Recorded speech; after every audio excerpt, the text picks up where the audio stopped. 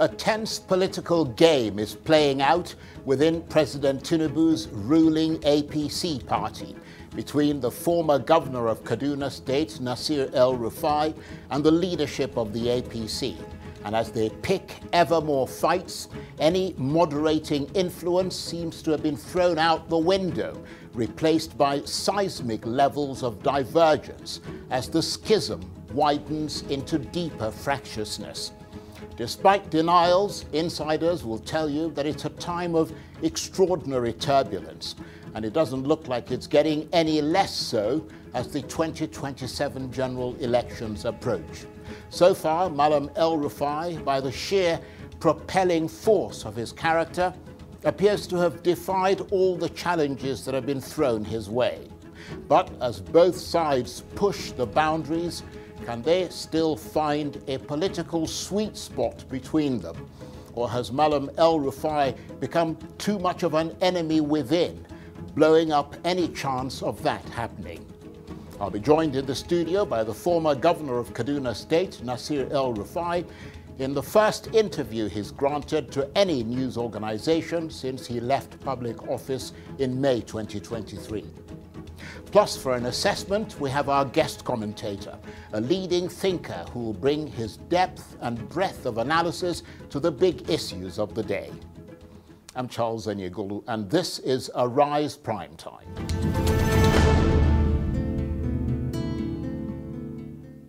Now, he's one of Nigeria's best-known politicians, having recently served 2 terms as governor of Kaduna State and previously as minister of the Federal Capital Territory of Abuja, as well as director of the Bureau of Public Enterprises.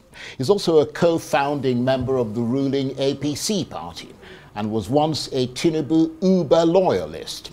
But now Nasir El-Rufai is a man in the spotlight for different reasons. Ever since he was nominated for a ministerial position by President Tinubu, but was rejected by the National Assembly, the relationship appears to have gone south. He's been at loggerheads with the APC political machine, denouncing it recently in a searing rebuke for failing to meet in the last 2 years, alleging that it lacked internal democracy under President Tinubu. The APC hit back, accusing the former governor, who once held President Tinubu aloft in the 2023 general election, of plotting against Mr. Tinubu's re-election in 2027. It suggested that Mr. El-Rufai's high expectation had turned into immense frustration over his failure to secure that ministerial appointment. And as the clash resounded ever more harshly, Malam El-Rufai said he no longer recognized the APC. Lately, he's been engaging with the opposition, including former Vice President Atiku Abubakar of the PDP and the Social Democratic Party. So, are we now seeing a possible political realignment ahead of the next presidential election cycle? Well, for more on this, I'm suitably delighted to say that the former governor of Kaduna State, Nasir El-Rufai, joins me now in the studio in the first interview he's granted to any news organization since he left public office in May 2023. Thank you very much indeed for choosing Arise as the place that you would do that interview. Thank you, Charles. The last time we met was in the same studio, almost 2 years ago, when you were my guest on this program. So let me start by wishing you a happy new year and a very happy birthday, which you marked recently. Thank you very much. Thank you. And let me start with a simple opening question, because you said when you were last here, and at the time Bola Tinubu was a presidential candidate, that you were solidly backing his candidacy, and you held him aloft during the election and worked hard to secure his victory. And for the first couple of months of his presidency, you appeared to still give him unqualified support. Have the tables turned since then? Is your solidarity and support still to be counted on? It's a difficult question to answer, Charles. I am a founding member of the APC, and I'm still a member of the APC. but I have concerns about how the party is being run or not being run at all, and I've expressed those concerns. I've expressed those concerns because I feel that, like a father who has given birth to a child, I know the investment and efforts and the compromises we had to strike to create what is now known as the APC, and how many people sacrificed a lot to ensure that it was an internally democratic party with progressive ideals. And 2 years after the election of President Tinubu, the party, none of the party organs is functioning. The progressive ideals, in my view, are not being pursued with any vigor. And the very high expectations we had of the president to take this country to the next level based on his track record in Lagos is somehow not materializing. So I have no issues with the Tinubu administration. People say I'm a critic of the administration. I've never said a word about the Tinubu administration. My comment in a panel on democracy in Nigeria had to do with the APC. I've never, since I left office and the president begged me publicly to come and serve in his government, I had my plans, and I told President Tinubu from day one, when he asked me to support him, I said I would, but I don't want anything, okay? Because politics in Nigeria is always about what do I get for giving you support. I'm not in politics for that reason. I'm not in politics to get anything. I have a surname, I'm a self-made man, I have made my money before coming into public office. I don't need anything. After 8 years in Kaduna, I was nearly burnt out. I was struggling for 8 years, and I wanted to take a break, and I had my private plans. The president publicly appealed to me to put my plans on hold, and through 2 months of negotiation, we finally agreed that he would nominate me as minister, and there were certain conditions I attached to that.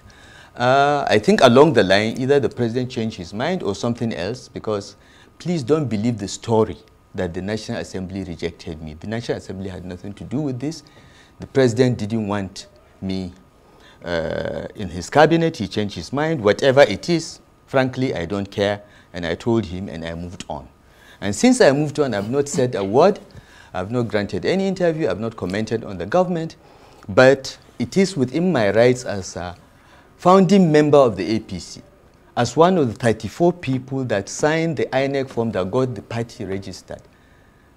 It is within my rights to ask, why is my party not functioning? Indeed. And that's all. And so, you know, I don't know if I've answered your question, but... Well, to some extent you have, but I'm going to press you a little bit more on that, because you suggested that there was, I mean, the impression that we all had was that you were nominated for a ministerial position, but that under serious scrutiny from the National Assembly, you failed to make the grade for security reasons. But you're saying that that was not what turned the tide of your support, that failure to win affirmation in the Senate. You're saying that the president decided that you were no longer going to be in his cabinet. I believe that. I believe he changed his mind. What makes you believe that? What security? What was the security issue? I have been a governor for 8 years in one of the most difficult states in the country. Okay?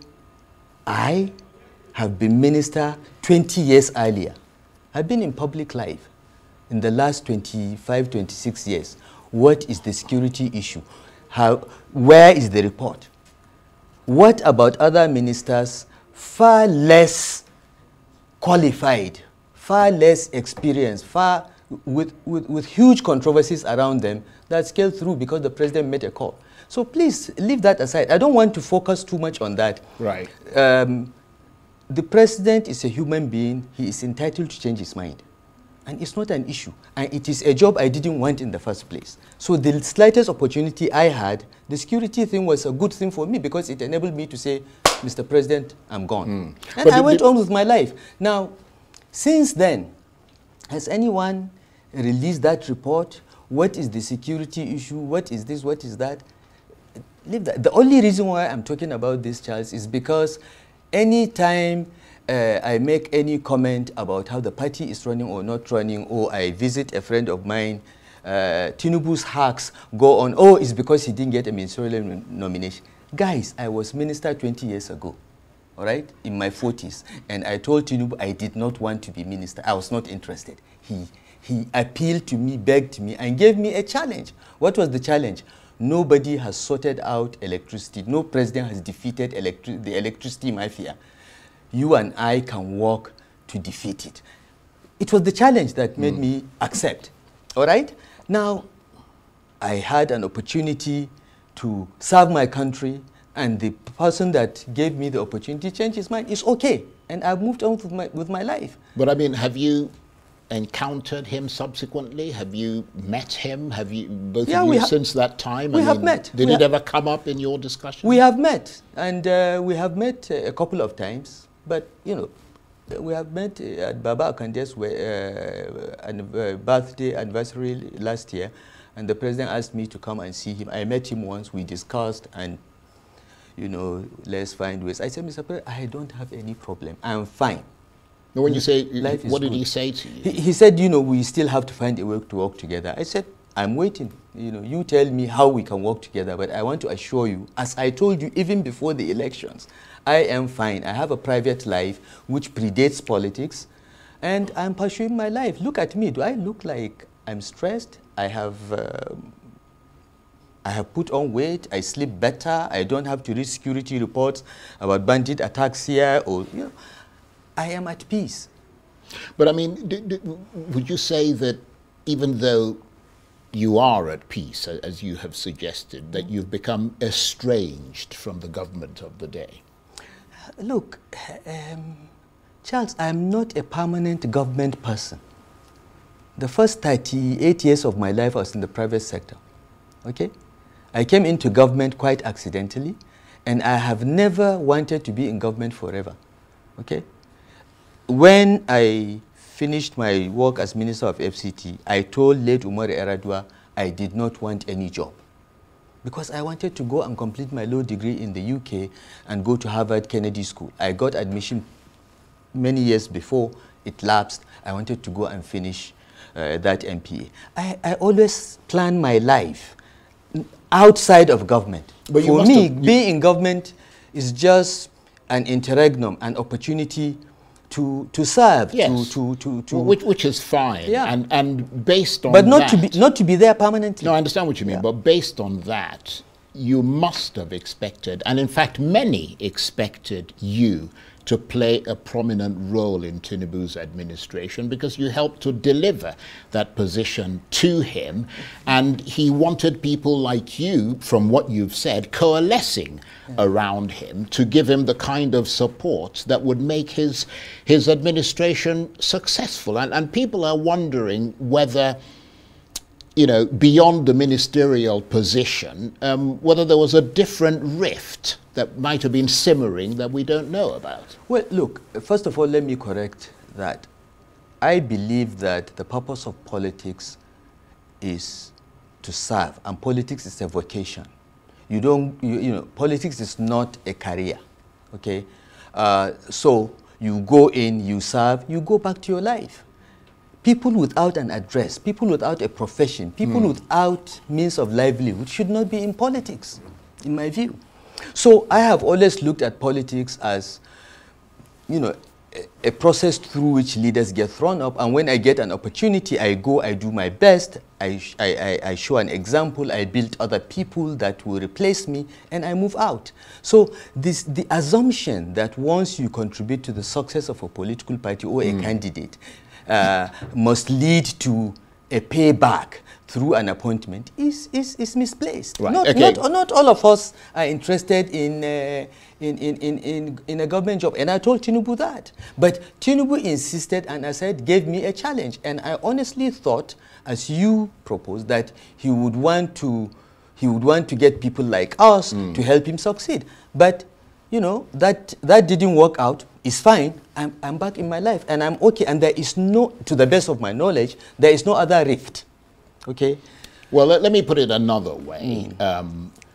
You're known to be a reformer? I mean, you were in the Bureau of Public Enterprises, you reformed so many things, you were the Minister of Abuja, you had this transformative influence that everybody recognizes in this city. I mean, you went ahead to Kaduna State. I suppose the jury is still out on how that went. Have you been to Kaduna? Not recently. The jury was concluded 2 years ago. But go to Kaduna. Don't listen to those. I will. Yeah. I certainly will. But I mean, the thrust of my question is that you are known to be a reformer. Yes.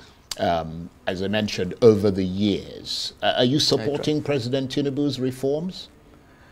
Look, I don't want to pass any judgment or make any opinion about the government, because anything I say can be interpreted as a criticism. Well, you either support it or you don't support it. No.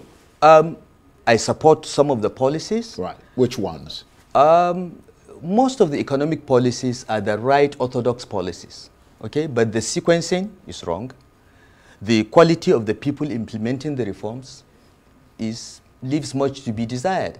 And I think that some of the reforms are just wrong. You know, you don't target, you don't address food inflation by destroying domestic agriculture through importation, for instance. Food prices may be going down, but farmers are being impoverished because they are being made to compete with subsidized agricultural products from Europe and other countries.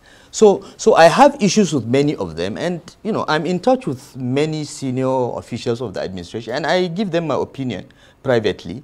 But I don't want to go beyond that, because tomorrow they will say, oh, it's because he was not minister. Guys, I was minister 20 years ago. I'm beyond that. Okay. And indeed, the president recognized your contribution to this country when he sent you a birthday message, which I understand was very flattering. It was nice. Were you flattered by it? No, I wasn't flattered. I actually complained to Bayo Onanuga when I saw him. I said, why did you mess up my birthday? He said, why? I said, all my enemies... How do you mean mess up your birthday? Well, by issuing that message, all my enemies that were celebrating that no one would recognize my birthday compared to when I was governor, were made to be unhappy. Some were compelled to send me birthday greetings because the president sent birthday greetings and recognized that I contributed to the formation of APC as well as success in 3 presidential elections, and we joked about it. But yeah, it was kind of the president, but it hurt my enemies more than it made me happier. And of course, I don't know how much you hurt, because you, as you correctly pointed out, you were one of the founding members of the APC. I mean, recently you said the APC was originally established to combat corruption, rebuild the Nigerian economy, and enhance security. But you were quite clear that along the way, those goals have been abandoned. The APC, as I mentioned, is of course your party, so one presumes that you have the inside track on what's gone wrong and how it has come to this. I don't know what has gone wrong. All I know is that a political party functions through internal democracy. When the organs of the party meet, okay, they give feedback to the government as to how it is doing, how it is aligning its output and efforts with the manifesto of the party. That's the purpose of having National Executive Committee meeting, which the APC Constitution requires must take place at least once a quarter. That's the purpose of having National Caucus, so that other non-members of NEC, but experienced, former governors, former this and that, will come and give their views, what they are hearing on the street about the effectiveness of government policies vis-a-vis the promises the party made. In 2 years, the party has not met. So no one, to the best of my knowledge, no one has any inside track on what has gone wrong. In the last few months, I've been visiting the former national chairman of APC.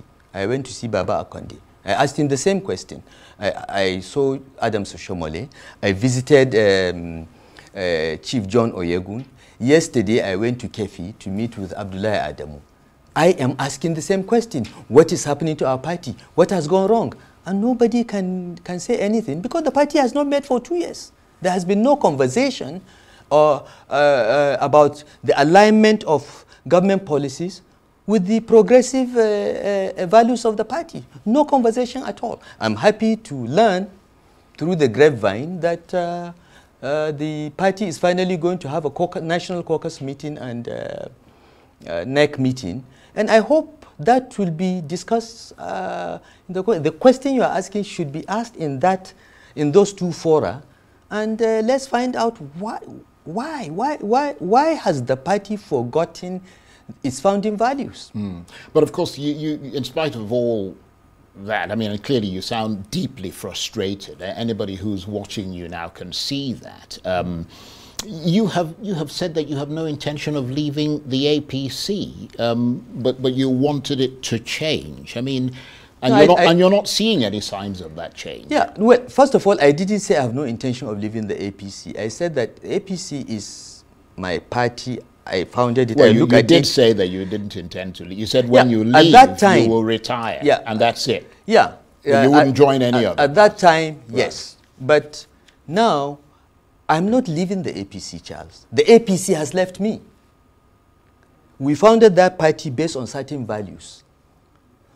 The party has left, okay? I am stranded. I'm standing. The APC is there. I'm here. So, to be very accurate, I'm not leaving the APC. The APC has already left me. Right. Having left you, yes. What happens next? Well, I'm not ready to retire from politics. Right. So you're shopping around. So sooner or later, you know, I may have to find another platform to pursue those progressive values that I believe in. If I can't find them in the APC, I hope that the APC will meet and correct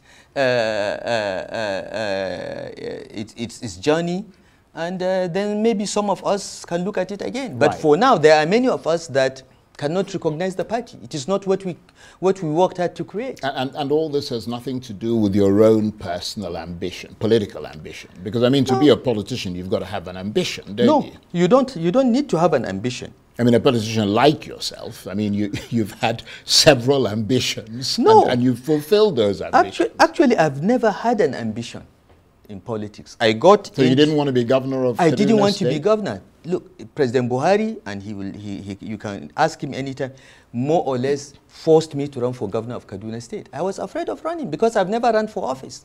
I am a worker, Charles. People go and run for office, and they have a difficult assignment, and they get people like me who get it done. Myself, Ngozi, Obi, we are not people that will stand on a podium and tell people to vote for us. We are not like that. That's not our training. That's not our inclination. But after we formed the APC, and I was in the National Executive Committee, I was Deputy National Secretary, and we are preparing for the 2015 elections, President Buhari called me and said, go and run for governor. I said, no, sir. I'm not, I don't have those skill sets. My skill sets are technocratic. He said, no, go. We had 3 conversations before I accepted. And now that you've run, you've been bitten by the bug, have you? Well, I've been bitten by the bug in 2 respects. I will remain in politics for life, all right? But that does not mean I will be contesting elections or something. Yeah, I will remain in politics because I believe that I have to influence what happens in our party so that we have better quality candidates and governance. That's all. So I'm 65. I'm not yet ready to retire in politics. I intend to remain in politics. So sooner or later, if APC doesn't sort itself out and come back to those progressive values that I stand for and where I'm standing, I will find another platform that has similar values and move on. Well, talking about the possibility of another platform, I mean, more recently you've been seen in the company of top opposition figures. You've been reported to be in some sort of political discussion with them. I mean, could you sort of enlighten us as to what is going on there. No plans to join the PDP or the SDP or any other party? Discussions well, underway, possibly? Okay. First of all, I think it should be clear that the fact that I'm in the APC doesn't mean that I cannot visit a friend of mine who is in the PDP or SDP, okay?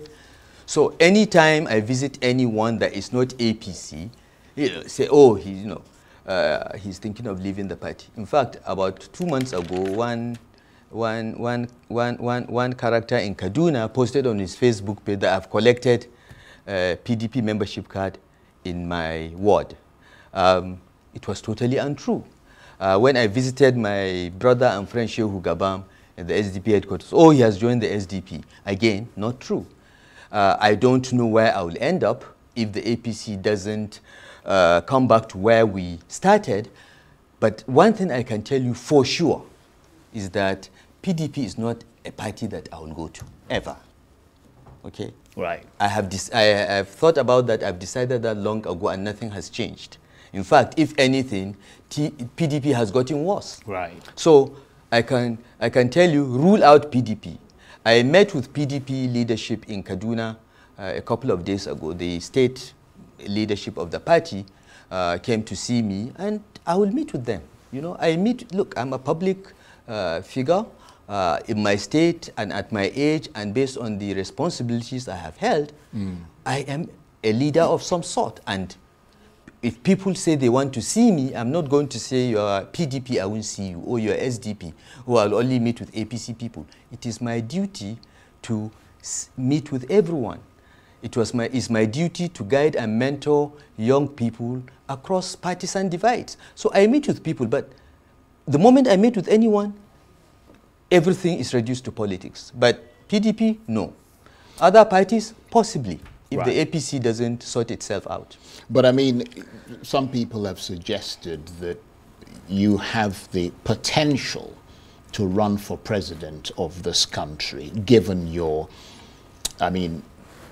credentials and the things that you've done. I mean, are any of these meetings, can we call them political consultations, that you're sort of sounding people out? No. Look, what started all this? Okay, first of all, let me say this. Anyone above the age of 35 with a secondary school certificate is qualified to run for president, okay? So in that sense, I'm qualified, right? But have I started talking to anybody about running for any office? No. I've never discussed that with anyone. Okay. Never. Please stay with us, because we're going to take a short break. You're watching Arise Prime Time. Plenty more still ahead. Stay with us.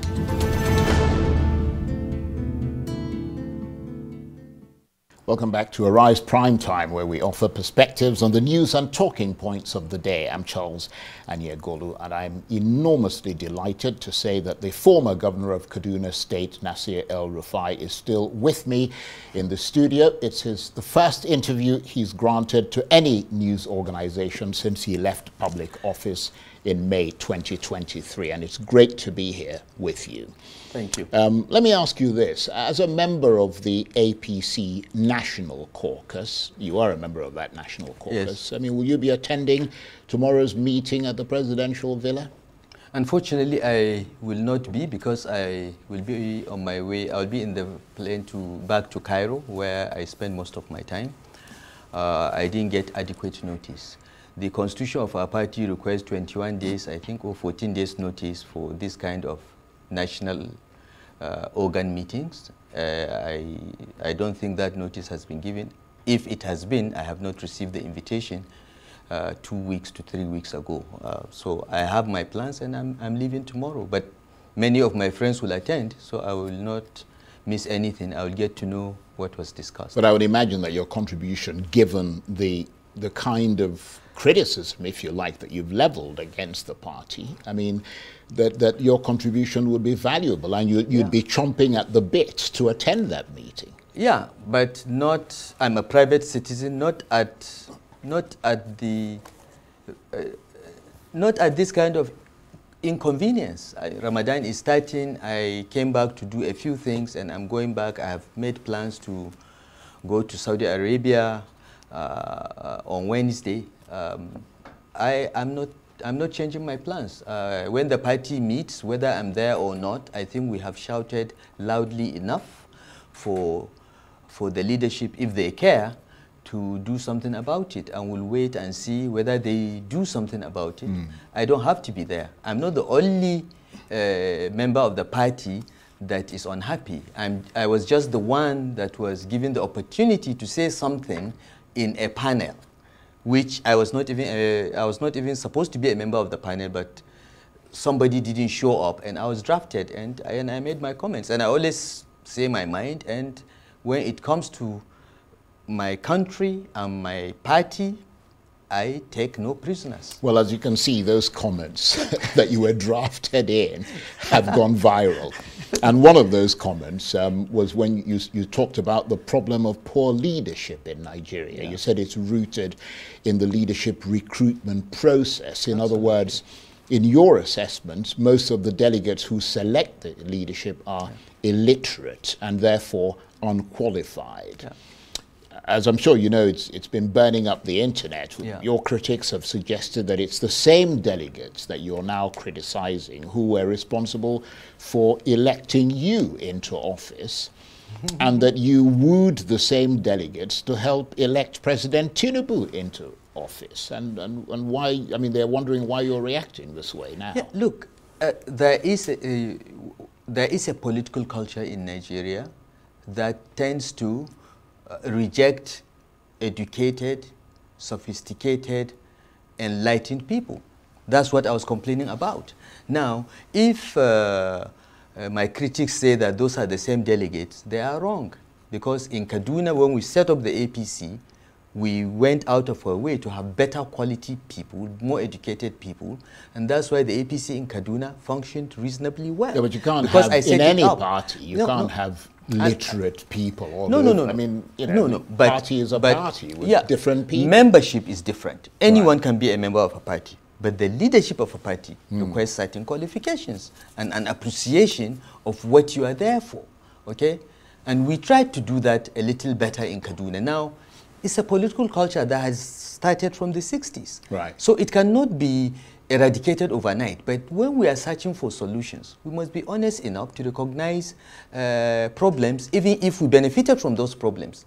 Because I am not doing this. I'm not in politics for myself. I'm accomplished. I am grateful to God for His grace. Right. Okay? But I have children. I now have 3 grandchildren.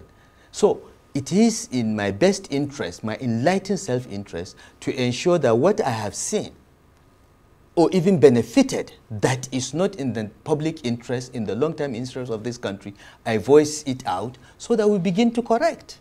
Well, you say, and you've said this repeatedly, that you're not in politics for yourself. Yeah.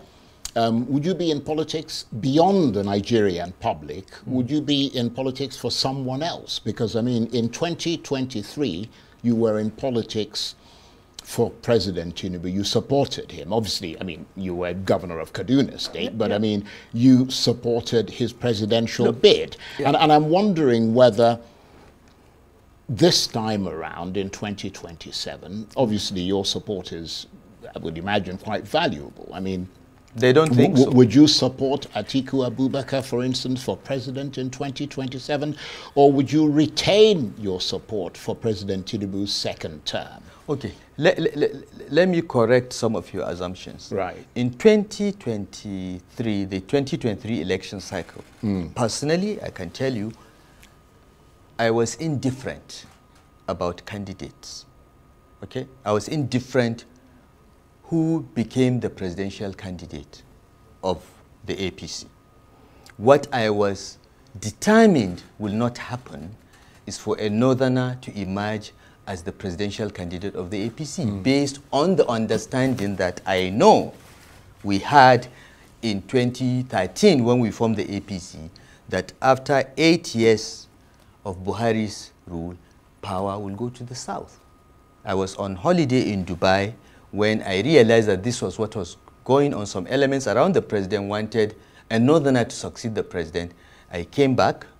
Governor Zulum called me and said, this is what is happening. I came back. We worked together as northern governors to truncate that.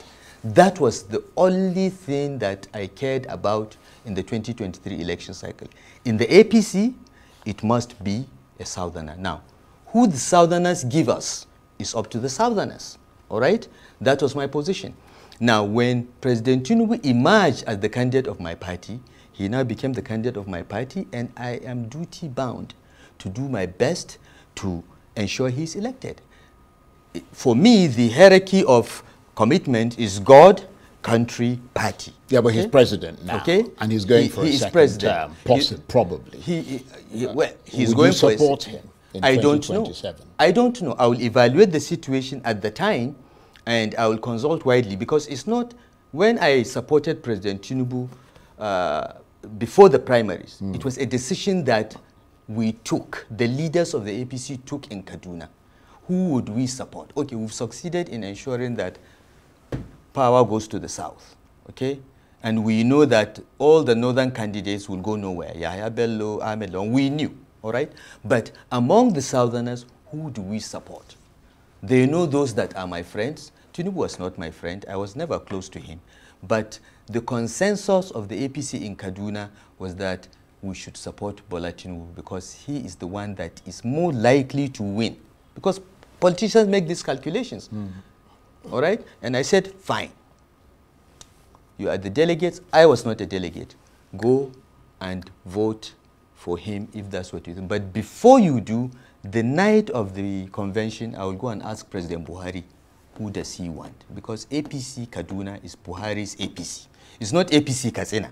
Buhari lives more in Kaduna than Katsina. So I went to President Buhari that night. I said, the delegates are waiting for your final word, who to vote for. And he said, Malam, go and tell the Kaduna delegates from me to vote their conscience. And I went, I said, go and vote your conscience. And I left the convention ground. So I want to put things in perspective so that you understand. Now, once Bola Ahmed Tinubu became the candidate of my party, I'm a loyal party man.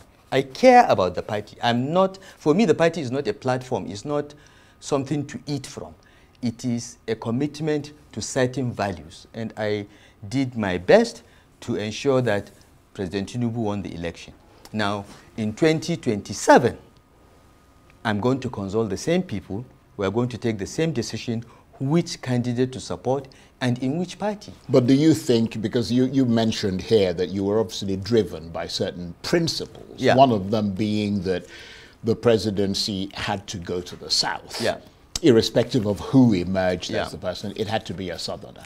I mean, by that same token, are you going to support a southern president in 2027? I cannot say that now. No, but okay. No, let me explain. Following from the logic of your sort of I'm in a different position now. Right. In 2023, I was a governor.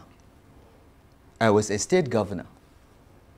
And whatever decision we took must reflect the values of Ahmadu Bello, Aminu Kano, Sakashmi Ibrahim, J.S. Taka, our leaders in the north that had a handshake across the Niger with our southern brothers and built trust. That was the duty imposed on me as a governor. I was not an ordinary person. I was the representative of late Ahmadu Bello, Aminu Kano, and so on. These were the values we were pursuing. It was not about personal interest. Now I'm a private citizen, okay? Now I'm not sure I will be in the APC in 2027. So I cannot answer that question. As a private citizen, I can afford to be reckless and say, you know what? We gave the Southerners their chance. They gave us Tinubu. Has he done well? If he hasn't done well by 2027, let's vote him out, okay? I would prefer that a Southerner succeeds Tinubu. But at the end of the day, in the party that I would be, whether it is APC or any other party, the calculation has to be who will win. And as I told you earlier, in Kaduna, when we looked at all the southern aspirants,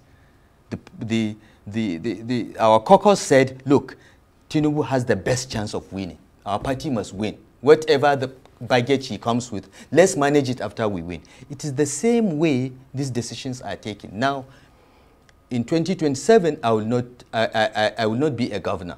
So I will not have the sort of clout that I had in 2023. But I'm just explaining this so that people understand that in those smoke-filled rooms where these political decisions are taken, hard political mathematics takes place, in which you want to win. And the person that wins is the one that you go for. It doesn't matter where he comes from. It's the person that you think will win because your party should win the election. So I cannot answer that question now. It's a question that we'll have to look going forward. Right. Okay, but let's assess the political temperature in this country from the northern perspective. Yeah. We've read many times, we've had people sit where you're sitting from the north, the Northern League, different people from the north who express dissatisfaction with President Tinubu, particularly over appointments. Yeah. What is your position on that? I agree with them. I agree with them. I think that President Tinubu's appointments are quite imbalanced. But unlike others that think, oh, the appointments are skewed towards Southwest, no. Please, don't blame the Southwest for what one individual is doing. Okay? As a Northerner and someone that lived half of his life under military rule, we have suffered that. The military takes power, they do things, the head of state is a Northerner, he messes up, every Northerner is blamed. No. Yorubas are very honorable people. Okay? But there's a difference even in Yoruba land between an Omoluabi, okay, who is the ideal Yoruba person with morals and character, and an area boy. Okay? So I want people to stop saying it's Southwest. Look, President Tinubu is appointing his own boys.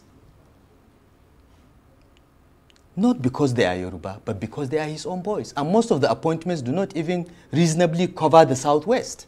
Okay, so people should stop confusing the two. The appointments are not balanced. Yes, definitely. Definitely. Right. You cannot argue that. But it's not a Yoruba thing. Please don't punish the Yorubas as you have been punishing Northerners for the sins of the military. Okay? Let's focus on individuals and hold them accountable. President Tinubu needs to do something about that. It's still not too late. He can correct it. But there is palpable anger in the north, and all the people around him, all those telling him that everything is quiet, they cannot go to the north and say, vote for APC or vote for Tinubu today. But it's 2 years to the elections. It's not too late to correct things. And he knows. I have passed this message through many of those close to him. I hope they have the guts to tell him. Right. I mean, you've talked quite a bit about the North in general and Kaduna, your state in particular. What's your profile like there now? I mean, I'm wondering what sort of relationship you have with your successor, Governor Uba Sani. Look, Uba Sani has been my friend for many, many years. But he is not my friend anymore. Because for me, the word friendship is a very important concept. God gave us our relatives. He chose our relatives for us. We have no choice. But thank God we can choose our friends. And for me, a friend is someone that has some fidelity to some ethical and moral standards and will be there for you when you need him, not when there is time to party or enjoy. And I try to live that. Okay? And those that are my friends know that I will be there for them when they need me, and I will rise and defend them. That's what I call friend. Uba Sani is not my friend. Nuhu Ribado is not my friend. They were my friends at some point, but not anymore. Okay? As to what is happening in Kaduna, I don't comment on any job that I walked away from. I left BPE 22 years ago. I only went there to interview the DG for my PhD something, and then they came and interviewed me when they were doing a review of the privatization program. Since I left the FCT, I never went back there until my former classmate in Barewa, Mohammed Bello, became minister and wanted to see me repeatedly, so I decided to drive into his office. I don't comment with what I'm done with, so I won't comment about Kaduna. those that say I am relevant or not relevant in Kaduna, I don't comment on that. Let us wait. In 2027, we will see who is relevant and who is not. Well, under his watch, Uba Sani, you were accused of massive corruption. To quote them, the State House of Assembly investigated you, recommended that you be fully prosecuted. The lawmakers alleged that hundreds of billions of naira was siphoned off by your administration, money that was simply spirited away, according to them, with no projects to show for it, leaving the state horribly indebted. He felt it was his responsibility because he's the chief executive of the state, and that I mean, it's not a matter of friendship, it's about responsibility to the people of Kaduna State. You denied the charges, calling them a political witch hunt, insisting that you governed with integrity, and you suggest that the motive is to damage your political prospects. Yes. Tell us more. Look, if the State House of Assembly is investigating my administration and they have questions, I think the basic principles of fair hearing require that I am invited. I was never invited. Okay? I have read the report of the State House of Assembly where at the end of the report they said 423 billion was siphoned out. There is nowhere in the report where they tabulated that 427.73 billion from where to where. Money doesn't disappear these days. Money is all electronic. From where did this money move to where? Okay? And the State Assembly recommended that I should be investigated by ICPC and EFCC, blah, blah, blah. I told my guys, calm down. They want us to investigate. We responded and said, this is nonsense. Because the state, Kaduna State, earned about 900 billion in the 8 years I was in office. Now, 45% of that disappearing, I would like to see from where it went. And out of that 900 billion, 500 something billion was salaries and overheads. Okay? So I would really want to see a breakdown where that money was taken from and to where. Now, when we responded and got the report, I told my commissioners, government is big. A lot can happen below your level that you don't know. So let's not say anything. Let's wait and see. The anti-corruption agencies, particularly ICPC, have been inviting our people. They have found nothing since then. Okay? An administration that's supposed to have siphoned away 423 billion, so far, 2 people have been charged. One for 64 million that was paid to his account as reimbursement for something he did for the government.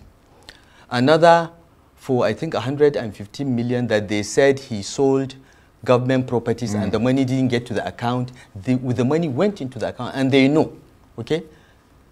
I thought my commissioners or any one of us would be charged for billions. But these are paltry amounts. Now, what's happening in the ICPC? The EFCC has done its investigations and they have not charged anybody because there is nothing, all right? But the ICPC, whose chairman is the brother of a friend of ours called Farouk Adamu Aliyu, who is a very close friend of Nuhu Ribado, reports to Nuhu Ribado on this. This project of destroy Nasir El-Rufai is Nuhu Ribado's conception. He's the architect and he's the builder of that project and he's the one working with Ubasani to implement it. So far, it has been frustrating for them because they have not been able to find anything. In fact, what they have resorted to doing in the last 2 weeks is to be calling lower level people and some of my officials and saying, implicate Nasir El-Rufai and your problems will go away. This is what the ICPC has become. The EFCC is far more professional. They have, done a much better job of it. And now that we have seen that the whole thing is a charade, we are going to start fighting back. Right. Okay? Charles Very briefly, because we're out of time. Yeah, you know, I've been in public service for a long time. I was advisor to Abdusalam Abubakar. I've been DG of BPE. I've been Minister of FCT and Governor of Kaduna State. I swear to you, I swear to God, I have never in my life taken a penny that I'm not entitled to. In fact, in Kaduna State, in my first term of office, because we took a vow along with my late deputy governor that we'll be donating 50% of our salaries and allowances back to the state coffers, I did that. I gave my own entitlements to the government, and I have treasury receipts for that. Right. I have never taken a penny of it, but somebody wants to destroy my reputation. Why? Nuhu Ribado wants to be president in 2031. Well, he has to eliminate every northerner that he thinks is in the radar. That's what's going on. On that note, I have to say thank you very much indeed for taking the time to talk to us, and also to say that Nuhu Ribado, members of the APC, have a right of reply if they want to reply to the things you have said here. But it's been an absolute delight having you here. And your forthrightness is always appreciated. Thank you very much indeed. Thank you, Nasir El-Rufai is the former governor of Kaduna State, and this was the first interview he's granted to any news organization since he left public office in May 2023. Thank you very much indeed. Thank you, Charles. That's it for this edition of Arise Prime Time. Join us again tomorrow. From me and the entire team here in Abuja, bye-bye, and thank you for watching.